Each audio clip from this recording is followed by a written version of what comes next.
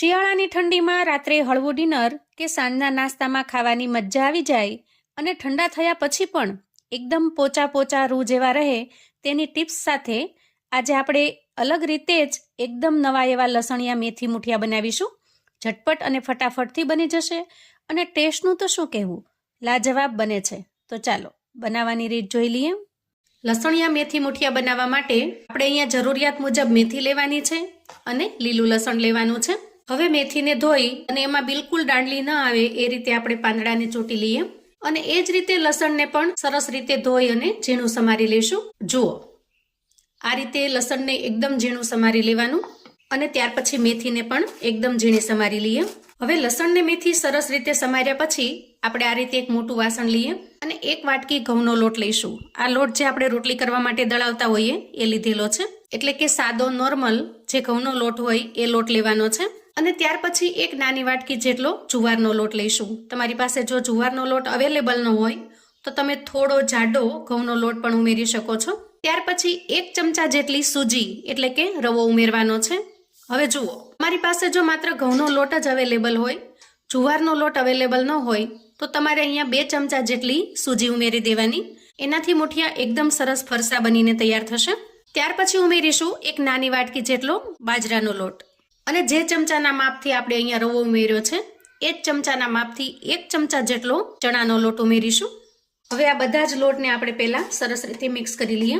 બધા જ લોટ સરસ રીતે મિક્સ થઈ જાય એટલે આ રીતે વચ્ચે થોડી જગ્યા કરી લઈએ. ત્યાર પછી 1 ચમચા જેટલું ખાટું દહીં લઈશું. તમારી પાસે જો મોળું દહીં હોય તો તમે મોળું દહીં પણ લઈ શકો છો, તો તમારે થોડું વધારે ઉમેરવાનું. દહીં ઉમેર્યા પછી 1 ચમચી જેટલી આદુ મરચાંની પેસ્ટ ઉમેરી દઈએ. આ મુઠિયાની અંદર આદુ મરચાંની પેસ્ટનો ટેસ્ટ ખૂબ જ સરસ આવે છે, તો બિલકુલ સ્કીપ ન કરતા ચોક્કસથી ઉમેરજો. અને હવે બેઝિક મસાલા કરી લઈએ, જેમાં સૌથી પહેલા સ્વાદ પ્રમાણે મીઠું ઉમેરીશું, 5 ચમચી હળદર ઉમેરીશું, અડધી ચમચી ધાણા જીરું પાવડર ઉમેરીશું અને થોડું લાલ મરચું પાવડર ઉમેરીશું. હવે 1 ચમચી અજમાને આ રીતે હાથથી મસળી લઈશું અને ત્યાર પછી ઉમેરી દઈશું. અને હવે ઝીણી સમારેલી મેથી ઉમેરીશું.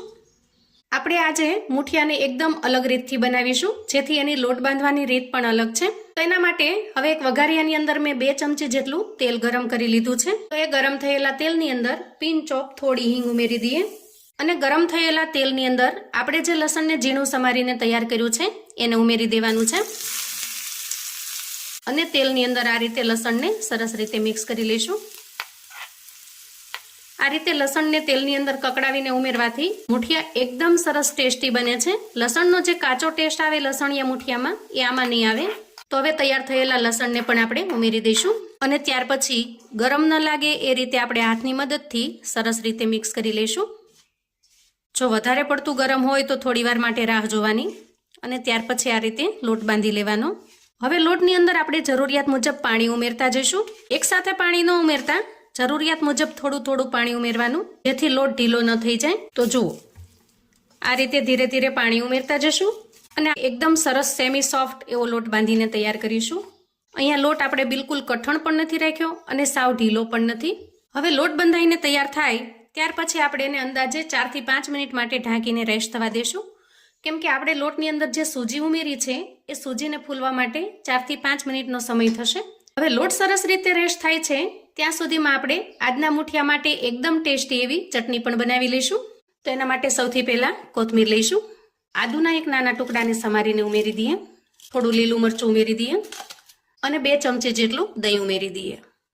1 નાની વાટકી જેટલા ગાંઠિયા ઉમેરીશું. તમે અહીંયા દાળિયાનો ઉપયોગ પણ કરી શકો છો અથવા તો શિંગદાણાનો પણ ઉપયોગ કરી શકો છો. હવે ઉમેરીશું સ્વાદ પ્રમાણે મીઠું, અડધી ચમચી જેટલી ખાંડ ઉમેરીશું.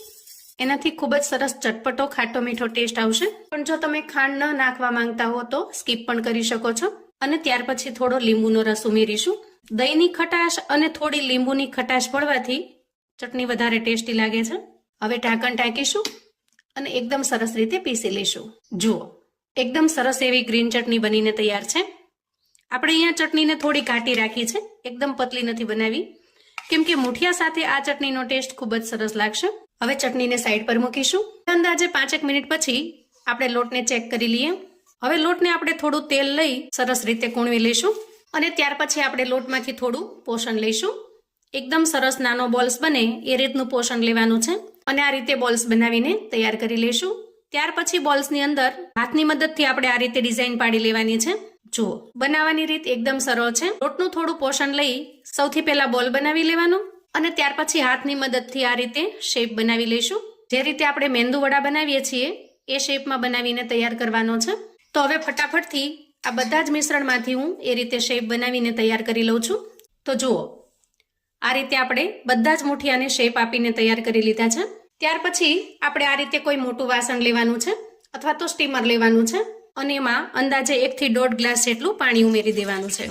વચ્ચે સરસ કોઈ કાંઠો કે સ્ટેન્ડને સેટ કરીશું અને એના ઉપર આ રીતે કોઈ કાણાવાળી પ્લેટ અથવા તો ડીશને આપણે સેટ કરી દેવાની છે. પ્લેટને આપણે સરસ રીતે ઓઇલથી ગ્રીસ કરી લઈશું અને ત્યાર પછી તૈયાર કરેલા મુઠિયાને સરસ રીતે સેટ કરીશું. વચ્ચે વચ્ચે થોડી જગ્યા રાખીશું જેથી સરસ રીતે સ્ટીમ થઈ જાય અને આ રીતે એકદમ સરસ રીતે સેટ કરી લઈશું. હવે આપણે ગેસ તરફ જઈશું.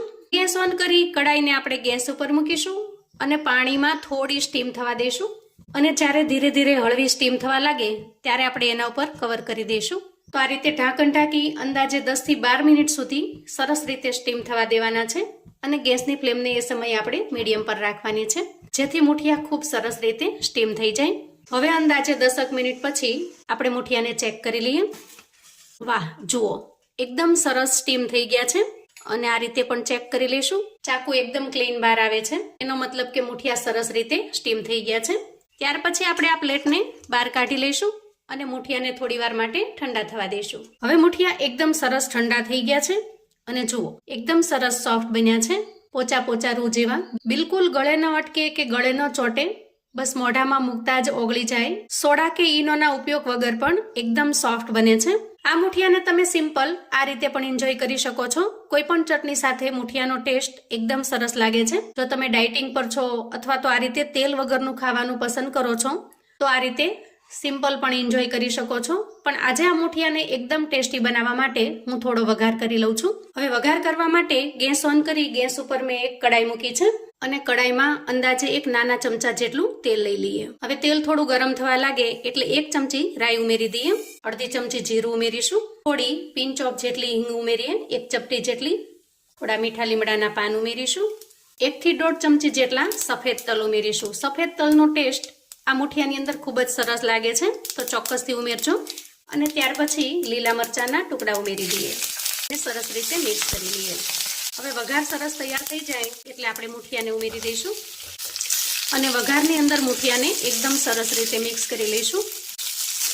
આ મુઠિયાને તમે કોઈ પણ ચટણી સાથે કે ચાની સાથે પણ એન્જોય કરી શકો છો.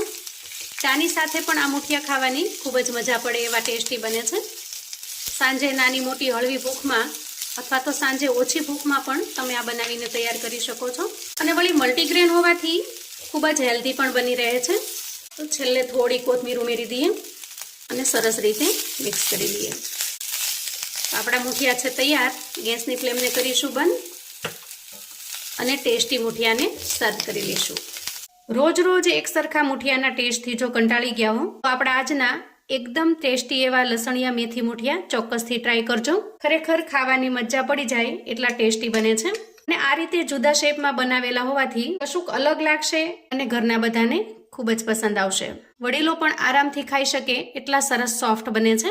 તો મિત્રો, આવું અવનવું જાણવા માટે અને મને સપોર્ટ કરવા માટે ચેનલ પર જો તમે નવા છો તો પ્લીઝ ચેનલને સબસ્ક્રાઈબ કરો. વિડીયો ગમે તો લાઈક અને શેર કરો. તમારા સગા સંબંધી મિત્રોને પણ આપણી આજની એકદમ અલગ રીતે બનાવેલા મુઠિયાની રેસિપી ચોક્કસથી મોકલી આપજો, જેથી એ લોકો પણ બનાવીને તૈયાર કરી શકે, એન્જોય કરી શકે અને એના પરિવારને પીરસી શકે. કોમેન્ટમાં મને ચોક્કસથી જણાવજો મિત્રો કે આજની એકદમ અલગ રીતે બનાવેલા લસણિયા મેથી મુઠિયાની રેસિપી તમને કેવી લાગી છે. ફરી મળીશું એક નવી રેસિપી સાથે. ત્યાં સુધી આવજો મિત્રો.